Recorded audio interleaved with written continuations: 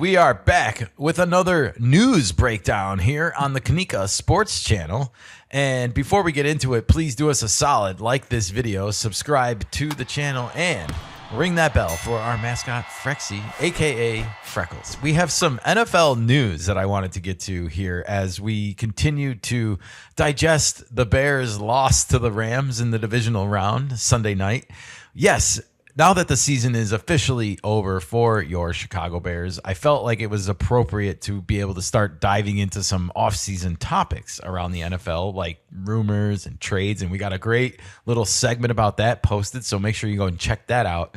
But now, we got a little bit of news this week, and Mike Florio published this at 4:15 on January 20th. The headline reads, Robert Kraft makes it even more clear that an 18th regular season game is coming. As someone that finds myself missing NFL football already, Nika, I'm so happy to hear this. Yes, please give me more. That would be great. We'll get into the article in 1 second, but I guess this is music to thy ears, you know. But as always, when you're talking about adding games to a schedule, you're changing the trajectory of the sport.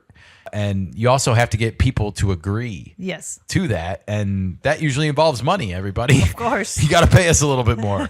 And that we're talking about the players. So without further ado, let's get into this article by the one and only Mike Florio. And he says it's a matter of when, not if, the NFL will expand to 18 regular season games. On Tuesday, Patriots owner Robert Kraft addressed the issue during an appearance on 98.5, the Sports Hub from Gillette Stadium. Quote, I want to tell you guys that we're going to push like the dickens now to make international games more important with us, Kraft told the Zolak and Bertrand show. Quote, every team will go to 18 regular season games and 2 preseason games and eliminate one of the preseason games, and every team every year will play one game overseas. Okay. End quote. Obviously, that can't happen unless the NFL Players Association agrees. Even more obviously, the owners will lock out the players in 2031 unless and until they agree to a new collective bargaining agreement premised on 18 games and 16 international contests. Quote, part of the reason is so we can continue to grow the cap and keep our labor happy because we're sort of getting near the top here, Kraft said. Quote, you know, with the coverage, 93 of the top 100 programs on television, our NFL games, think about that. It's really amazing. And you look at the size of our crowds versus the other sports. We had that Amazon playoff game a couple weeks ago. 31 million people streamed in. Yeah, that was the Bears-Packers game, by the way. The last page here, the key to increasing revenue is to increase inventory. 16 games became 17. 17 will become 18. Eventually, 18 will become 19, and someday 19 will become 20. The logic is simple, even if some would say it's flawed. The NFL has played 20 total games per season for decades. Prior to 1978, the split was 14 regular season games and 6 preseason games. Oh, wow. It moved to 16 and 4. It's now 17 and 3. And according to Robert Kraft earlier, it's going to become 18 and 2. Under that reasoning, 20 regular season games and no preseason games is a natural extension of the existing framework. I like it. This is fascinating. Yeah. There's so much to take down in such a short article, but I want to start with Europe, first of all. Any brand in the world that exists is looking to expand, and the NFL has been already going to Europe with multiple games per year. Yep. London, the Jaguars were like Team London. Germany, we saw games there this year. I think Spain is targeted next year as a destination. I wouldn't be surprised to see the Bears playing there as Caleb Williams' stardom rises. They already played in London. Yeah, and they play in Brazil. I know it's not Europe, but they did play in Brazil last year. I mean, this past season. Yeah, and I noted in the article that he said international games. It doesn't necessarily limit itself to just Europe, you know, like we might see a game in Australia, for example, or Japan. This would not surprise me. Look at where baseball's being played. Well, I was going to tell you, look at how wrestling is being showcased around the world. Yeah, absolutely. Africa, there's already an NFL Africa Twitter account, folks. So they're already like trying to tap into these markets. And they have stadiums there. They have football there, of course, soccer. Sure. So they have the means to put on one of these events and get. Absolutely. I'm sure the place would be packed. It will only help grow the game. You know where they should expand really? Into Russia. They got some big men. It's funny with all the feelings in the world and all the war and the violence and the strife. Can't we just settle it on the football field, folks? Yeah, Let's just exactly. get Team America versus Team Russia out there, put them up in pads, put Putin in the stands, put Trump in the stands, and Go at it. let's duke it out on the football field. The winner, can have Ukraine. I'm joking. But seriously, I wish we could resolve our conflicts this way around the world. It would make it such a more tolerable place, wouldn't it? Yeah. God damn. All right. I want to get into some of these other things he talked about, though, because one of the ways that they're saying this is going to work is by just chopping off one of the preseason games. And I can't tell you enough how welcoming that is. Yes. These games are pointless, everybody, and they are just going through the motions at this point in history. I feel like that's what we're doing here.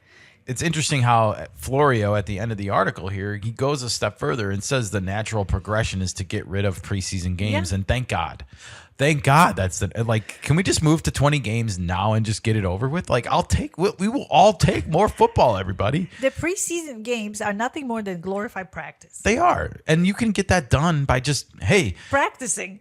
hey, Jacksonville, it's Chicago. Can you come practice with us next week? Great.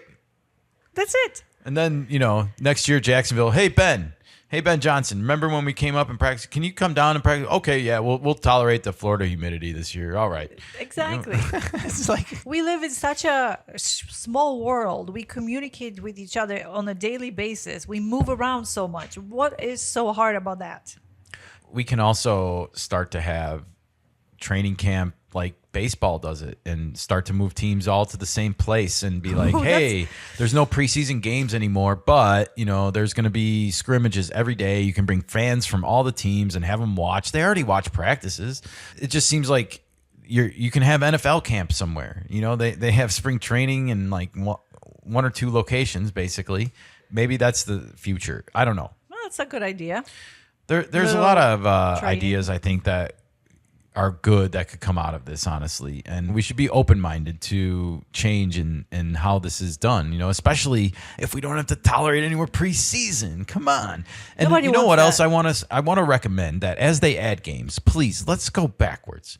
Just start the NFL season in August. Like, screw baseball. Like, baseball's over with right now anyway. Everyone's so pissed off at the Dodgers and what they've done. And the NFL still has competition, folks. Yeah. NFL still has a salary cap league. And that means that 2 or 3 years from now, you too could stand a chance to win if you're the Raiders. If you're the Bears. You can go from worst to first, everybody. It can happen. And that's because of the salary cap. And I don't think enough people in baseball talk about that. Because it's a taboo. We've seen too many teams run the tables for too many years on people. And yeah, the Blue Jays can come within an out of beating the Dodgers in the World Series, sure. And, the Brewers can, rise from the ashes and win the most games in the National League. But the Dodgers weren't trying last year. They weren't trying at all. They coasted, man. They coasted. They didn't want to use their starters. They coasted. And when the Padres folded in on themselves in September and didn't take the division from them when they should have, Dave Roberts was just laughing.